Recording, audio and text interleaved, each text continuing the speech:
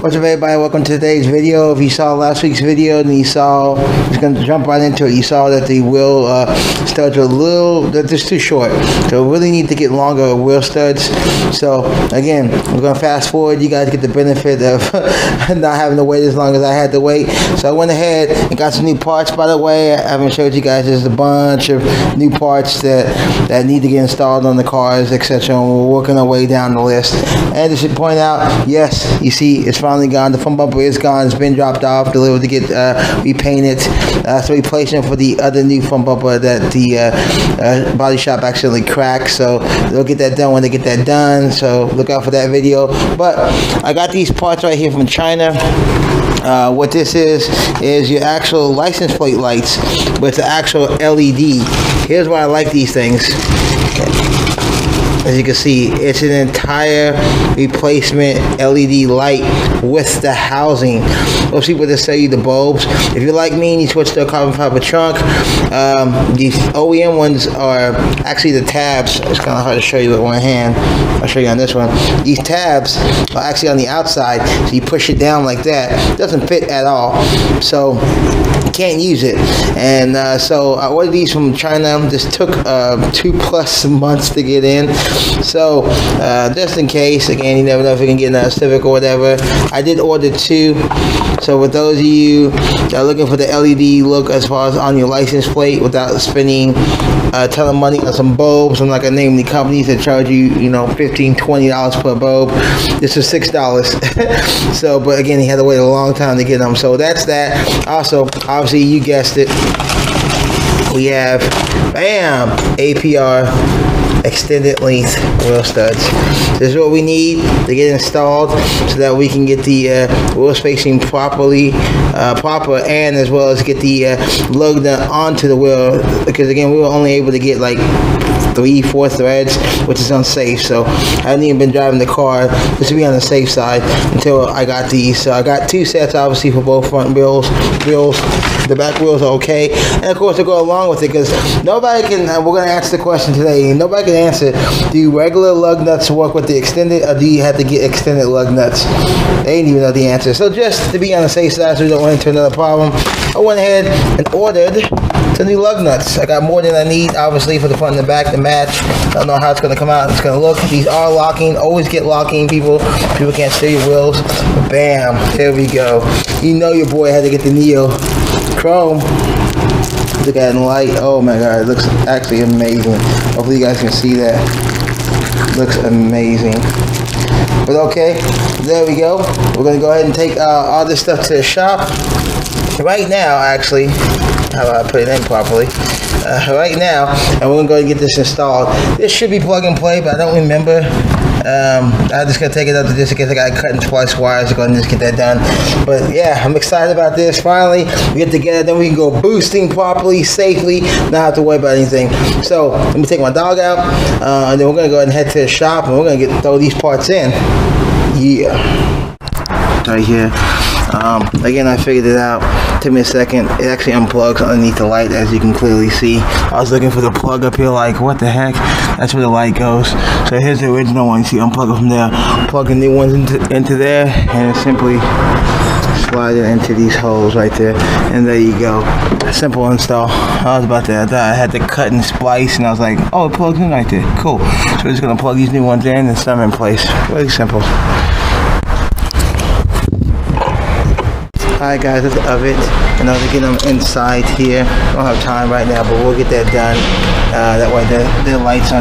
Keep in mind I got a carbon fiber chunk, so I have to cut some of this lip off on the inside or to suck them up. If we have a factory chunk, it should suck right up. But look good, nice and bright. Stand back and you definitely see it. We'll leave them like that for now, but let's head to the shop.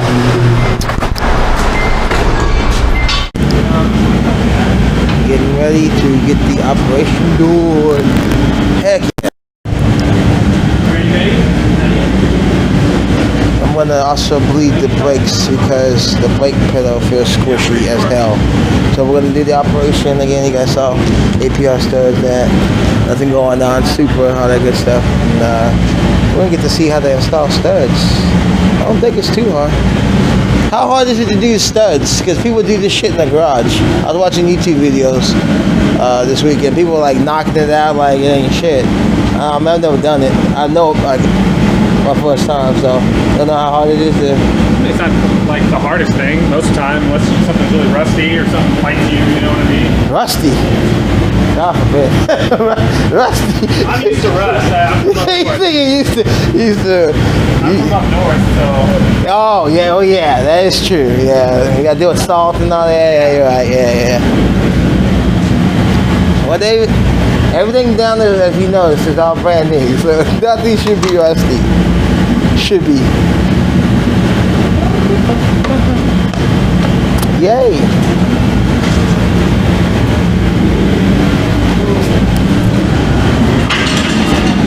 Fix those taillights too. Well, here's what I'm saying. You drive around on this, right? Example, even like you see, like one of my wheels has like a curb damage. I don't know how I got it, 'cause I don't hit curbs or whatever. But then you pay $5,000 for a rim, you go curb it or something. Jesus. I mean, I believe in like a show rim. Like I would never drive on it. You know what I'm saying? Like I would never drive on it if I bought one. Or Volks or anything like that. But strictly before I get to a show, I swap them out and take them right off. It's too much money. So the chances of something actually scraping it or rubbing into you or kicking up, you know, it's too high. Well, people got different reasons to do different stuff. Yeah, it's true. I get what you're saying, but any other part I get, but like rims. I say don't cheap on anything that separates you from the ground. I didn't say go. Okay, I didn't say go cheap. Now these rims aren't cheap. I didn't say go cheap, but I mean, $4,000 or $5,000. I've seen $5,000 rims break and bend and everything else. Well, someone can turn around and ask you why you spent all the money on the things you've done for this car. Yeah, you know but what everything. I mean? I've touched everything. But you don't. I mean, you justify. You don't have to justify because it's what you want. True. It's what you like. It's your style. True. You know what I mean? So some people want to wear sweatpants and $5,000 shoes. You know, $10 sweatpants and $5,000 shoes. True. You know what I mean? So true. I think it's fucking dumb. But you know what I mean? That's true. If everyone didn't have their own taste, then you know, then it wouldn't. You are correct. Then it wouldn't make your shit as cool as it is. You know what I mean? If people didn't have other tastes. That's true. It's just like the shoes, like you said. I know people that got massive. Yeah. I mean, you look at it, it's impressive. Like, damn, that's a lot of pair of shoes, and that was some money. Yes. I mean, I people collect spend comic books, thousands people of like dollars on shoes, like, and people were like, "Oh, I get it. It's the way you look," but like, wheels are the same thing. You know, it's an I expression. do comic books like that too. People say, why? Because they're collectible. It's gonna be worth money. It just does something for you. People ask me why I build a Miata. It does something for me, not for anyone else. A lot of people build Miata. Those are fun cars. But when you boil things down to the amount of money that you're spending, let's say there's $10,000 in my car. Is it the fastest $10,000? No. It's mine. It's my $10,000. It's my, you know what I mean? It's. Give me Miata boosted. What's that? Give me Miata boosted. It's supercharged right now. Oh, yeah, I mean it's recent. Supercharger's coming off to do a turbo. I have all my turbo parts. So you're swapping out. Why? Swapping. Why? It's slow. It's Slow with a supercharger. It's slow and it's hot. It's really, really hot. Watch this. I'm gonna spark some of the debates. Supercharger or turbocharger? You see them both. Which one's better to you, in your opinion, based on application? Doesn't matter? That's like, Either's good? is daytime better or is nighttime better? It like doesn't make sense. It's like different. Some are better for different applications. It depends on the car. It depends on. There's just like too many variables. You know what I mean? But like, supercharger is easier to work on, almost maintenance free compared to a turbo. until you're blowing belts off every 1,000 miles. You know what I mean? Or you're making more hot air than you are power, and now your intake temperatures are through the roof. I've never owned. I can't intercool mine because it creates too much You lag. can, but they have kids like Craftworks but kids then I have have to get a aftercoolers. second. Then I have to get a second throttle body, and I still have a rev lag issue. So, and then I'm gonna spend all that money to get how much more power out of it. That's what just you're to saying. lower my intake temperature, and I'm still 7 pounds is the most I can get out of a supercharger. So like, Yeah, because about based on the pulley size. yeah. So for a Miata, I'd probably say just get a turbo. But what are you doing? Are you taking it to the track, or are you taking it as a road car? You know what I mean? Because if you're building a turbo car for the track, it's going to cost a lot more than it would to supercharge it. You know what I mean? Probably why most like domestics, like Mustangs, and all that come supercharged. And then people gonna drag us. Supercharging is kind of an Americana thing too. It's like a classic American thing, you know. That's true. You don't see too many Japanese cars supercharged. Yeah, I mean now, people are doing all sorts of stuff. There's turbo, supercharged, European, Japanese. It doesn't matter, but like, I mean, a V8 with a big old root supercharger on it is like as classic American as it gets. Yeah, true. You know what I mean? Where a 4-cylinder with the big ass turbo on it is kind of as classic Japanese as it gets. Or like true. Or you know, ITBs or something like that. That's true. That's true. Like a new Shelby GT 500s. Pretty impressive car for it. You know what I mean? Yeah, man, you got ball on the budget, man. Right? Ball any way you can, I guess. And ball on the budget, man. We had that discussion. I don't know if it was last week. Maybe it was like 2 weeks ago. We were talking about there's no point in the 4-cylinder Camaro and Mustang. You see, you gotta get a GT or bus. Now, there's a point to having the 4-cylinder. You get what you can afford. Oh, we talking about the V6. Talking about the V6. Okay, yeah, V6. Okay, I agree with you. V6 is kind of worse. 4-cylinders are bizarre, so that makes them cool to some people. But a 6-cylinder, and those are probably cool to some people too. But if you're gonna buy that's 6 classic, well, that's an inline 6, yeah. and it's a Japanese car or a European car that traditionally come with an inline 6. If you're gonna buy the most American type of car, being like a Detroit car, you get a 6-cylinder, then it's like nothing's setting you apart from anyone, because there's a billion Mustangs, there's a billion Camaros. Right. So if you have the V6 and you're slower than all of them, then what do you have? Right. You could actually I've seen people do it, like with the 4, you know, you got the 4-cylinder turbocharged Camaro, because it comes turbocharged. You got the V6, and of course you got the, you know, the big daddies, right? I've seen people take the 4-cylinder, like you said, it's faster than the V6. You can actually tune in. There's things you could do. And when the EcoBoost first came out, they had 6-cylinder versions of them, and people turbo those, or those come turbo, the EcoBoost, but they of course stopped making the 6-cylinder EcoBoost. But like, again, it's personal preference, you know what I mean? But like, people build Volvos, people build whatever they want, you know what I mean? I don't think it makes sense if you're spending that kind of money. It's just, you're buying a muscle car. With no muscle. That's what I mean. Buying a muscle car with no muscle. Yeah. I agree with you. But man, the Camaro's not cheap, man. 40 grand, dude. 40 grand, just the price of buying. And then usually it's just like a Nissan. There you go, look at Z-Motor. It's like a Nissan. Any boost application is gonna be 7 to 10 grand, like right there by itself. That's a lot of money, bro. Yeah, basically any car to do it reliably. It's a lot of money to boost. Boosting's not cheap. When he did this, was there a set screw, or was it No, he just put them in. He just slipped on. Simply slipped it on. Could be set because of the way we torqued it down, you know. That's why I didn't drive it. That's why I didn't drive it. This thing has maybe 35, or not now, because I had to drive back. Probably about less than 100 miles since you put them on last week. I didn't, heeding the advice like we're supposed to do, heeding the advice of the mechanic, he said, hey, it could be safe. No, heck no, I'm good. Park it, and you know, I'll come back, I'll wear the parts, and I come back, like as you can see now, for you guys is right now, come back and, you know, get it done. I'd rather be safe, like you said, you put a lot of money into this thing. Why would I chance it on 3 threads? That's crazy. Thing's really on there though. Shit. The rotor that came off, so that we can get to these screws and get these out. Getting there. Oh, I wonder what it's rubbing, bro. I'm still. That's how you get them out, by the way. I thought it was gonna be a little bit more difficult than that. You can't see right here, but there's actually a hole here and a hole here, right there. And he's just lining it up, backing it out. That's pretty freaking simple. I thought it was gonna be a little more complex. We're gonna have to take out the whole spindle and all this. Have you seen people do that, like in the YouTube videos? They take out the whole damn thing. All right, there you go. Fair enough. It could be certain cars you may have to. On the Honda loves you. So no, that's why he built Hondas. I think he started to. Yeah, he kind of just started and stopped. Yeah.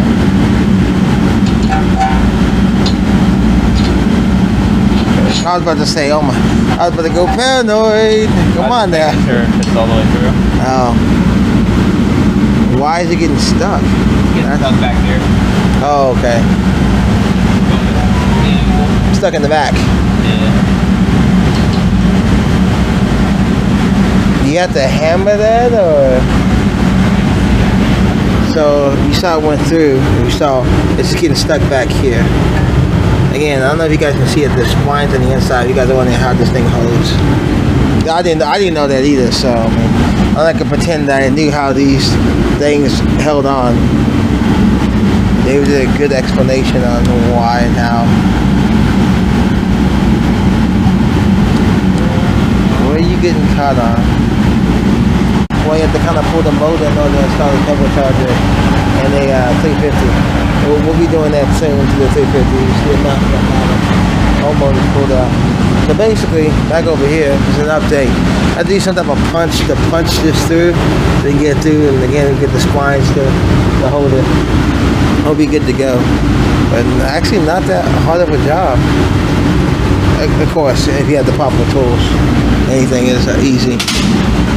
There you guys go with a little bit of hammer. You see it's almost done. We gotta make sure it's flush. You gotta make sure all these are flush. So last centimeter, and that'll be good to go. Getting there. Got the cheap. That's the cheap AutoZone one. Yep. There you go.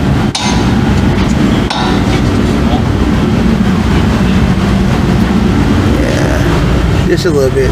So as soon as we hammer get flush, I'll show it to you guys. But basically, how you doing the reverse order? You're just going from that side, using some type of, in this case, using an extension just to hit this to get it flush. As you can see, not scientific. See, that's it. Oh wow, that was instantaneous. There you go. So for those of you, a bunch of washers and that, suck it in. He did use a hammer to beat it down, but I think on this next one, we're just going to use this and going to suck it right on in. No, yeah, I'm still going to use the hammer so that way the splines are in there. Yeah, just to get a wedge, and then we'll use that there. Okay. Yeah.